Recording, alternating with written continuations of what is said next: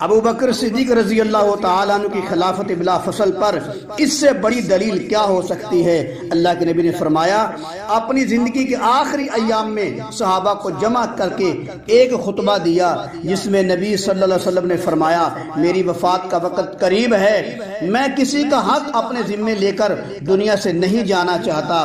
پھر نبی صلی اللہ علیہ وسلم نے فرمایا، اگر کسی کا حق میرے اوپر ہے وہ اب لے لے، اگر کسی کو میں سخت بات کی ہے وہ کہہ لے، اگر کسی کو میں نے مارا ہے وہ مار لے، میری کمر حاضر ہے۔ پھر نبی صلی اللہ علیہ وسلم نے فرمایا، میں نے دنیا میں سب کے حق ادا کر دیے ہیں، صرف ابو بکر کا حق میرے ذمے ہے، وہ میں دنیا میں نہیں دے سکتا۔ ابو بکر کا حق کل قیامت کو اللہ ادا کرے گا۔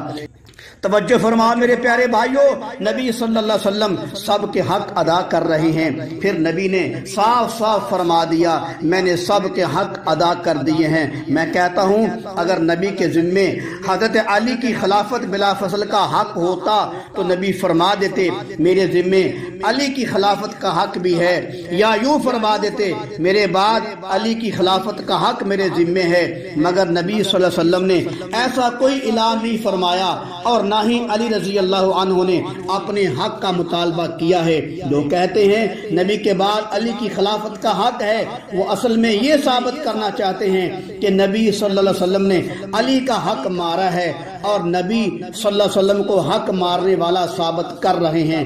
اب دیکھو سنیوں، علی رضی اللہ عنہ کی محبت میں نبی کی کتنی بڑی گستاخی کر رہے ہیں۔ اب بتاؤ سنیوں، جو نبی کا سکا نہیں وہ علی کا سکا کیسے ہو سکتا ہے؟